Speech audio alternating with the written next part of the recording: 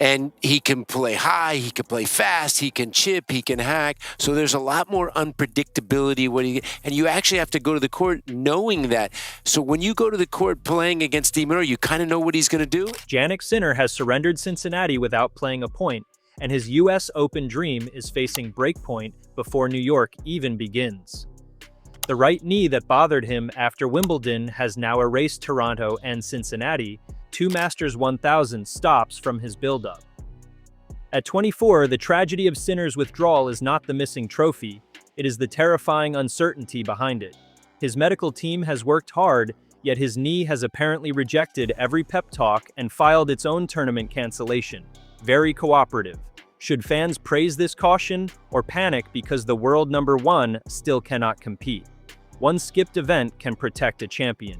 Two absences can destroy rhythm, confidence, and match toughness. Hit subscribe right now because we are uncovering the brutal truth behind Sinner's Cincinnati Open withdrawal and asking whether his body can recover before the season's final Grand Slam becomes another painful goodbye. That question grows heavier when we look at what Cincinnati was supposed to provide. This was not some small exhibition where the champion receives flowers and a polite handshake.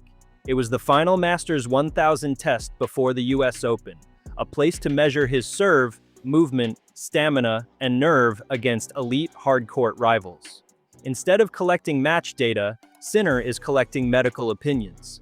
That is hardly the preparation chart his team wanted to frame. His withdrawal followed a clear statement. After speaking with his doctors and team, Sinner accepted that the right knee was still bothering him and that he was not ready to compete. Those words were calm. Their meaning was anything but calm. The world number one did not say he simply wanted extra rest. He said he could not play. In tennis language, that is the difference between choosing not to attack and being unable to reach the ball. You also have to consider the timing. The US Open begins on August 30th, leaving only a narrow recovery window. Every day used for treatment is one less day for full-speed practice. Each careful hitting session replaces the brutal pressure of a real match. A practice partner can test your forehand, but he cannot recreate a roaring night crowd, a fifth-set scoreboard, or an opponent smelling weakness from the opposite baseline. Sinner has not played competitively since winning Wimbledon in July. That victory should have launched a confident American hard-court swing. Instead, Toronto disappeared first, followed by Cincinnati. Two major tune-ups vanished like line judges after electronic calling arrived. The joke writes itself, but the physical risk is serious. Grass rewards different movement, balance, and point construction. New York demands sharp reactions on a hard court that can punish every uncertain step. Imagine being Sinner during these weeks. You have just lifted another Wimbledon trophy. The ranking says number one.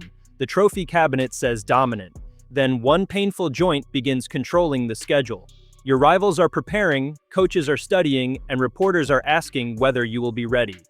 Meanwhile, every bend, landing, and change of direction becomes a private examination. Champions usually hunt opponents. Right now, Sinner is studying his own knee like suspicious evidence. That is where sympathy enters this story. Fans often see prize money, designer bags, and glittering trophies, then assume elite players live inside a permanent victory ceremony. Bodies do not care about rankings. Tendons never read sponsorship contracts. A knee will not salute because its owner has 5 Grand Slam titles. When the body sends a warning, even the best player on earth becomes another athlete waiting for swelling, pain, or stability to offer an answer. Still, caution deserves credit. Playing Cincinnati while compromised could turn irritation into real damage. Hard courts demand explosive braking, violent pushes, and repeated lateral movement. Sinner's game relies on taking the ball early and owning the baseline. That style requires trust in both legs. If he hesitates for half a second, the rally changes. When movement becomes guarded, opponents stop seeing the world number one and start seeing an open lane. On one hand, withdrawing may be the smartest point Sinner never played. He protects the knee, avoids unnecessary wear, and gives his team time to target the larger prize. Cincinnati offers prestige and ranking points, but the US Open offers history. No sensible camp trades a Grand Slam chance for one reckless week in Ohio. Sometimes the boldest competitive decision is admitting that the body has already called a medical timeout. On the other hand, rest creates its own danger. Tennis rhythm is not a light switch. Timing on return, confidence under pressure, and recovery between long matches are built through competition. Sinner could arrive physically cleared, yet competitively rusty. That combination is cruel because the scoreboard does not award points for a beautiful scan. New York opponents will drag him wide, extend rallies, and ask the knee the same ugly question again and again. Here is the nightmare nobody around Sinner can dismiss. Recovery may save his knee while costing him the match toughness required to defend his status in New York. The first week of a major sometimes looks comfortable for a top seed, but one dangerous unseeded player can turn an opening round into a street fight. If Sinner needs time to find his range, the draw will not pause politely while he downloads his hard-court settings. His recent Cincinnati history makes the absence sting even more. Sinner won the title in 2024, proving that these courts suited his aggressive baseline game. 1 year later, he reached the final but retired against Carlos Alcaraz after only 5 games because he felt ill. Cincinnati has now given him a trophy, a painful retirement, and a complete withdrawal in 3 consecutive editions. That is not a tournament relationship, it is an emotional roller coaster wearing tennis shoes. Last year's final remains impossible to ignore. Sinner trailed Alcaraz 5 games to love and lasted only 23 minutes before stopping. He explained that he had felt unwell and could not continue. Fans expecting another blockbuster chapter in the sport's biggest rivalry instead received an abbreviated ceremony and concern. Now Cincinnati loses him before the draw begins. Once feels unfortunate. Twice starts to look like this event has hidden his locker key. Yet the current problem is different. Illness ended that final, while a right knee issue caused this withdrawal. We should not mash separate medical situations together merely because drama enjoys a large serving spoon. No public evidence proves a career-threatening injury. Sinner and his team have described a knee that is bothering him, not announced disaster. The honest story is uncertainty, and uncertainty can be frightening enough without inventing a medical apocalypse. Tournament officials responded with support rather than controversy. Cincinnati director Bob Moran wished Sinner well and looked forward to welcoming him back. There was no public fight, fine, or angry ultimatum. The drama comes from what the tournament loses and what Sinner risks. Cincinnati planned a showcase featuring the world's best. Instead, the draw lost its #1 attraction before fans could watch him strike a competitive serve. Carlos Alcaraz also withdrew because of his own injury problem, removing another giant name from the field. Suddenly, the event's headline rivalry disappeared from both sides of the draw. Organizers can promote depth, young talent, and opportunity, but let us be honest, losing Sinner and Alcaraz together is like advertising a heavyweight showdown after both champions miss the weigh-in. The undercard may entertain, yet everybody notices the empty spotlight. For the remaining players, however, this chaos becomes opportunity. Alexander Zverev, Novak Djokovic, and every ambitious contender can study a draw with less fear at the top. One missing favorite changes a route. 2 missing superstars can open a motorway. Lower-ranked players now see ranking points, prize money, and a career-changing run. Sinner's heartbreak becomes somebody else's invitation because professional tennis never leaves an empty bracket unclaimed. Think about the mental strain as well. An athlete returning from injury does not only test pain, he tests trust. Can he plant hard on the right leg? Will the knee hold when he slides? Does one awkward landing mean ordinary discomfort or another setback? Those questions steal focus during points. At this level, a distracted fraction of a second can turn a clean winner into a framed ball flying towards somebody's expensive drink. Sinner's calm personality may help. He rarely performs panic for cameras, and his public statement sounded measured. Yet calm language does not erase competitive frustration. He wanted to play, he had history to defend and preparation to gain. Accepting medical limits can feel like losing without being allowed onto court. There is no racket to blame, no umpire to challenge, and no opponent to outthink. The verdict comes from the body, which offers no appeal process. His team now faces a delicate tactical choice. Push training too soon and the issue could worsen. move too carefully, and he reaches New York short of intensity. They must increase load, monitor the reaction, and decide whether his movement can survive best-of-5 tennis. That format changes everything. Winning 7 matches across 2 weeks demands more than one healthy afternoon. It requires repeated recovery after long rallies, late nights, and punishing changes of direction. Do not miss the bigger warning here. Modern tennis keeps asking elite bodies to behave like machines, while the calendar offers barely enough time for repairs. Masters events, Grand Slams, travel, media duties, practice, and recovery all compete for space. Then everyone looks shocked when a knee raises its hand and requests annual leave.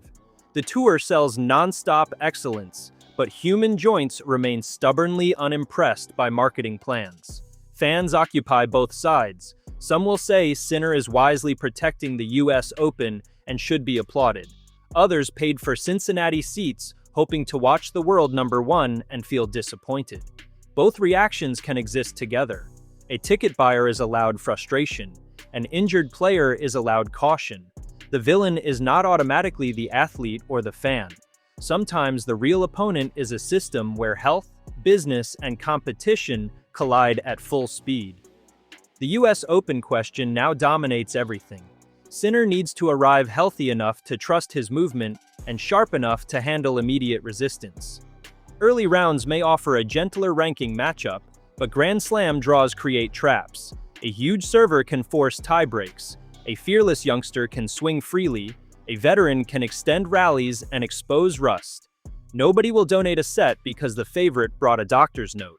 His serve could provide protection if the knee improves, but his movement remains limited. Cheap points shorten games and reduce physical stress. Aggressive returns could keep rallies brief. However, attacking too quickly creates errors, while conservative tennis invites opponents forward. Sinner's usual strength is balanced control. He strikes early without appearing rushed. Rebuilding that balance after weeks without competition may become his hardest technical challenge before New York.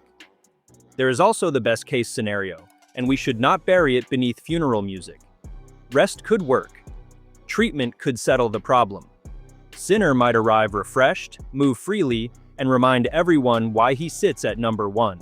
Great champions have entered majors with limited preparation and played themselves into form. His confidence from Wimbledon, enormous baseline power, and experience under pressure do not vanish because 2 tournament entries did. Hope rests on that possibility. The withdrawal may become a footnote rather than a turning point. By refusing to gamble in Cincinnati, Sinner could preserve the stage that matters most. His camp has chosen patience over panic, even if fans cannot see the full medical picture. Sometimes recovery looks like inactivity from outside.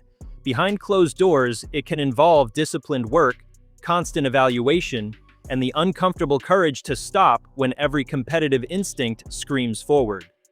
Nevertheless, optimism must share the court with reality. Sinner has lost his entire competitive hard-court buildup. No amount of reputation can replace those matches. If he struggles in New York, Cincinnati will become the moment everyone circles on the calendar. Critics will say the warning signs were visible. Supporters will argue that withdrawing gave him his only chance. Hindsight will arrive dressed as an expert, as it always does after the final score. This situation also reshapes the rivalry conversation. Alcaraz and Sinner have become the standard by which major events are judged. When both are healthy, every draw feels like a path toward their next collision.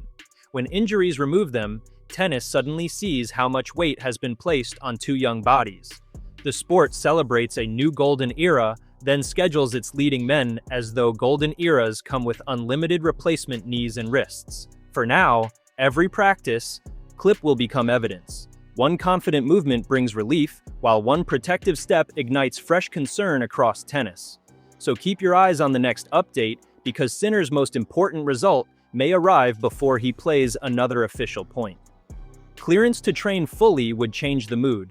Continued pain would transform concern into a genuine US Open crisis. Until then, speculation will fill the silence, rivals will prepare, and the countdown will keep moving. The calendar is neutral. It does not care whether the world number 1 needs another week. In my view, withdrawing was the correct call. A Masters title cannot justify risking a longer absence, especially with a Grand Slam approaching. Yet making the correct decision does not remove the consequences. Sinner traded valuable match preparation for recovery time because his body forced an ugly choice. That is why this story feels heartbreaking. He did not lose Cincinnati across the net. He lost it in a private battle that fans cannot fully see. The next few weeks will reveal whether this was smart prevention or the first chapter of a deeper struggle. If the knee responds, Sinner can walk into New York with questions and leave with answers. Should the pain remain, the final major of the season may begin without its top player operating at full strength. Tennis wants a blockbuster. His body currently holds the broadcasting rights. Ultimately, the tragedy is not that Sinner missed one event.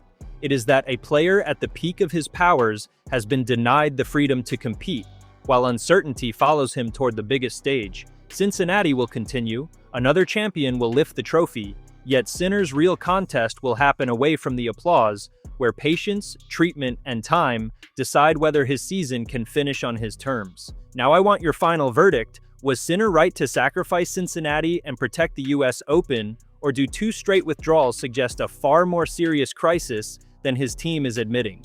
Drop your opinion in the comments, hit the like button if you want him back at full strength, and subscribe so you do not miss the next update.